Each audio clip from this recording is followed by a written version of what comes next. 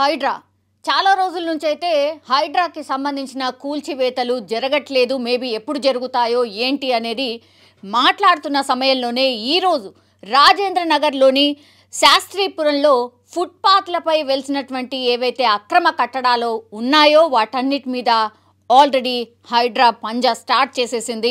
ఈరోజు మార్నింగ్ నుంచి కూడా శాస్త్రీపురంలో ఉన్నటువంటి ఏవైతే ఫుట్పాత్లు ఉంటాయో వాటన్నిటిని తొలగించే కార్యక్రమం ఆల్రెడీ స్టార్ట్ చేసేసింది.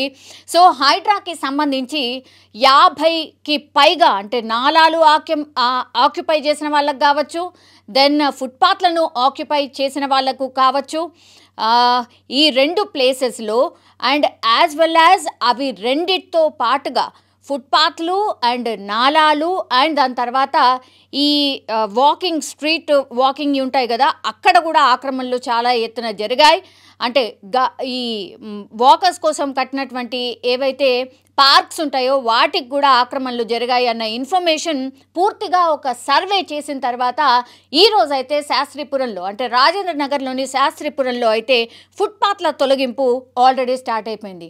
మేబీ వారం ఆర్ 15 రోజుల్లో ఆ ఫుట్పాత్లకు సంబంధించి కావచ్చు, నాలాలు అండ్ దాని తర్వాత ఈ ఎక్కడైతే పార్కులు ఉంటాయో అక్కడ ఏవైతే అక్రమ కట్టడాలు వెలిసాయో వాటన్నిటిని కూడా కూల్చే కార్యక్రమం హైడ్రా చేపట్టబోతోంది అనేసి ఇన్ఫర్మేషన్ ఉండింది.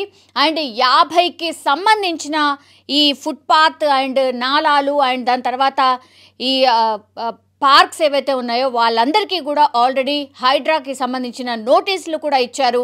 నోటీసులు ఇవ్వడమే తర్వాయి ఈరోజు హైడ్రా తన పంజా స్టార్ట్ చేసేసింది. ఎందుకంటే ఫుట్పాత్ల మీద అసలు అడ్డగోలుగా ఎక్కడ పడితే అక్కడ స్టాల్స్ వేసుకోవడం, ఫుడ్ కానీ లేకపోతే ఇంకోటి కానీ పూర్తిగా అంటే రోడ్లు కుచించుకుపోయిన సిచ్యువేషన్, ట్రాఫిక్ జామ్ అవుతోంది, ఎక్కడికక్కడ వర్షం పడితే నరకం కనిపిస్తోంది. ఇవన్నీ కంప్లైంట్స్ చాలా వరకు ఉన్నాయి. కంప్లైంట్సే కాదు, ఒక సర్వే చేసిన తర్వాతే ఇప్పుడు హైడ్రా పూర్తిగా రంగంలోకి దిగింది. శాస్త్రీపురంలో ఉన్నటువంటి ఫుట్పాత్ల మీద పూర్తిగా అక్రమంగా వెలిసినటువంటి స్టాల్స్ అన్నిటినీ కూల్ చేస్తోంది. సో ఈ ఇన్ఫర్మేషన్ ఆల్రెడీ ఎవరైతే కూల్చివేతలు ఏవైతే జరుగుతున్నాయో వాళ్ళందరికీ ఆల్రెడీ హైడ్రా నోటీసులు ఇచ్చిన తర్వాతే కూల్చివేతలు స్టార్ట్ చేసింది. అండ్ హైకోర్టుకి సంబంధించిన ఏవైతే గైడ్ లైన్స్ ఉన్నాయో దాని ప్రకారమే హైడ్రా ముందుకు వెళ్తున్నట్టు కనిపిస్తోంది. ఒకవేళ అట్లాంటివి అంటే నోటీసులు ఇవ్వకుండా, నోటీసులు సర్వ్ చేయకుండా హైడ్రా ఎక్కడ కూడా తన పనిని చేయట్లేదు. ఈరోజు కూడా శాస్త్రీపురంలో స్ట్రీట్కి సంబంధించిన అక్రమంగా వెలిసినటువంటి వాటినన్నిటిని కూడా కూల్చే ప్రయత్నం ఆల్రెడీ చేస్తోంది హైడ్రా. అండ్ చాలామంది కామన్ పీపుల్ కూడా సంతోషిస్తున్నారు. బికాస్ ట్రాఫిక్ నరకంలో చిక్కుకొని గంటలు ఒక 15 నిమిషాల్లో చేరుకోవాల్సిన గమ్యస్థానాలకి 45 నిమిషాల నుంచి గంట సమయం పడుతోంది. ఫుట్పాత్లు అన్నీ కూడా ఆక్యుపై అయిపోయాయి, వీటి మీద చర్యలు తీసుకోవాల్సిందే అని చాలామంది కామన్ పీపుల్ కూడా హైడ్రాకి కంప్లైంట్ చేయడం జరిగింది. కామన్ పీపుల్ కంప్లైంట్లు తీసుకొని ఆ తర్వాత సర్వే చేసిన తర్వాతనే పూర్తిగా అంటే నేషనల్కి సంబంధించిన సర్వే చేసిన తర్వాత నేషనల్ ఏజెన్సీకి సంబంధించిన సర్వే సంస్థతోని సర్వే చేయించిన తర్వాతే ఇప్పుడు హైడ్రా మళ్ళీ దూకుడు పెంచింది. అండ్ ఈరోజు అయితే శాస్త్రీపురంలో తన అడుగు ముందుకు వేసింది అని చెప్పొచ్చు. అండ్ నిన్ననే రంగనాథ్ అంటే హైడ్రాకి సంబంధించిన చైర్మన్ రంగనాథ్ కూడా బెంగళూరుకి వెళ్ళి వచ్చారు.